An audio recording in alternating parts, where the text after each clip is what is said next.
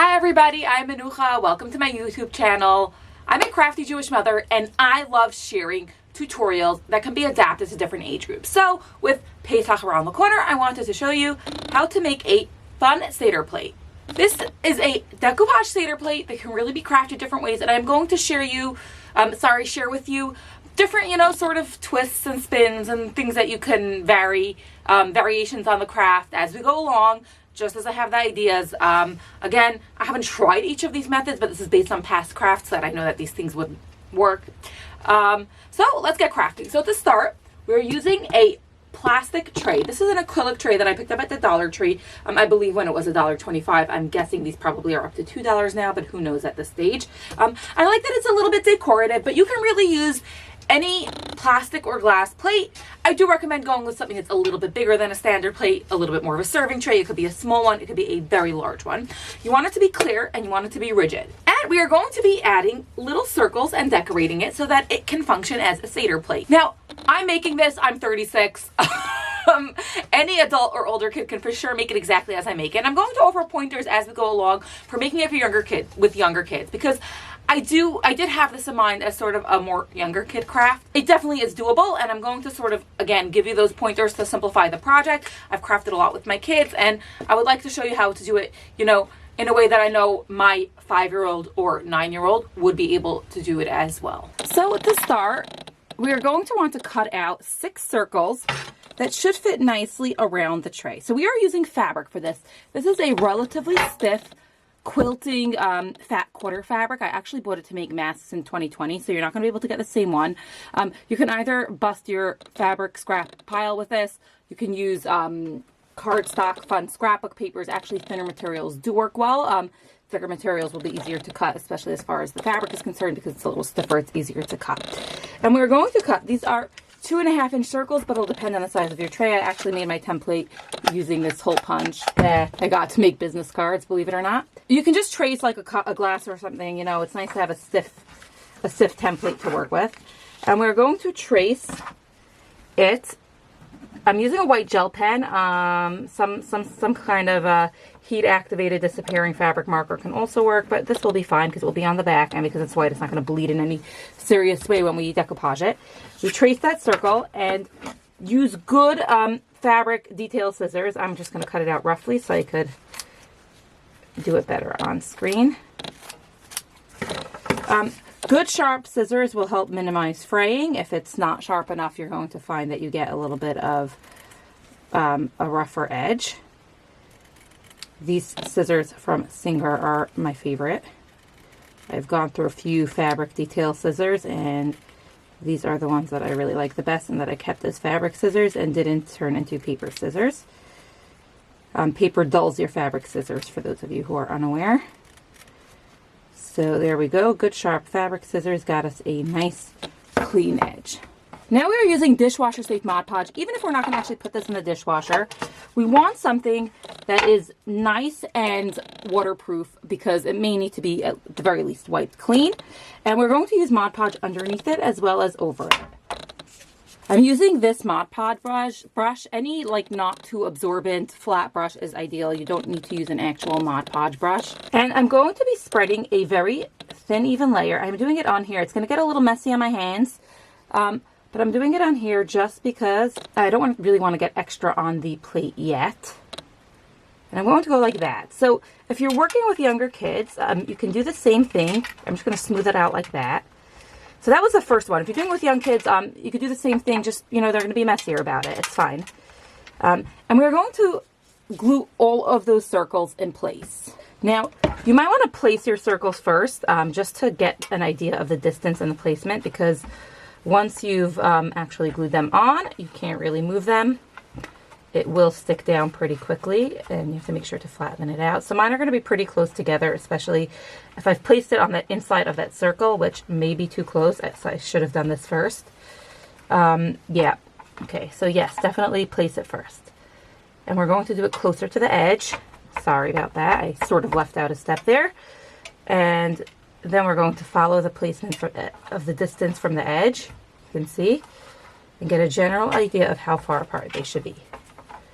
So you can get very exact with this. You can trace it. You can use a dry erase marker or something like that that you'll take off after, or just a washable marker or something like that. But I'm just generally seeing how far it should be and how far it should be from the edge.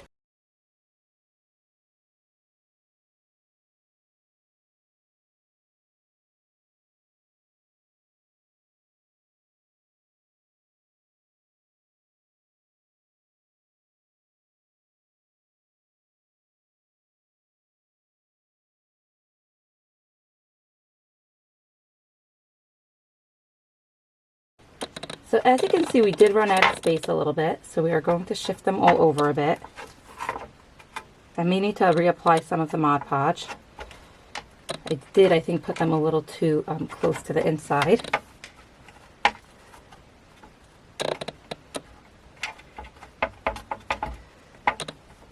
It won't glue as well the second time because you have less glue, but that's fine. And so we have our circles glued in place. Now, just a reminder, if you're doing this with younger kids, you first of all don't need to use dishwasher safe Mod Podge. I mean, it won't really be used if you're just doing this as a toy. You can work with paper. It'll be easier for them to use, so they can just brush on regular Mod Podge if it won't actually be used as a Seder plate. When you're working with Mod Podge, there's a few things you want to know. First of all, it's going to add a texture to a clear finish like this. So you're going to want to cover the entire circle so that you don't end up with parts of the circle with a texture and parts not. But you don't need to do the border because that's normal for it to be a different texture. So anything that you want to be the same texture, you want to cover with Mod Podge. You want to be careful not to lift the edges of your circle as you go along. And you want to not overwork it. You want to go in thin, even strokes in the direction that you want your texture to be, and not go over the same area too many times. You're better off always doing a second layer than doing it too thick. So let's make that in a circle as much as we could, because it will pick up some of that texture. So again, don't worry about perfection. This is sort of like one of those shabby chic kind of projects. Now this takes 28 days to cure to dishwasher safe. You can use it before then. I believe after a few days it'll be dry enough to even give a quick rinse. But you won't want to stick it into a dishwasher until after 28 days. So we're going to leave it now to dry, at least to be touchable. If you want to add another coat or two, especially if you do plan to put it in the dishwasher, you should do that. Or if you have strokes you want to correct, you can do it after 2 or 3 hours. You don't have to wait multiple days. But here you can see they are fully sealed in. Now, before you do this, or actually I would do it at this stage after 1 coat of Mod Podge, you can Cricut letters. You can, with this fabric it would look great in gold if you wrote the placement of each thing. But I'm going to go minimalist, especially knowing not everybody has a Cricut. You can also use alphabet stickers for that, but those are a little harder to find, or alphabet stickers if you want it in English. You can do it with a gold paint marker if you're confident enough to letter it. If you're a teacher, I might actually have a craft template that could be used with this, but you can also cut out circles from paper that have pictures that kids can color for younger kids. And one final note is that if you're using something with a flat surface, mine has a textured surface, but if you're using something with a flat surface, you can actually do it to the back and it'll look kind of cool. I couldn't do that. That's how I would do plates normally.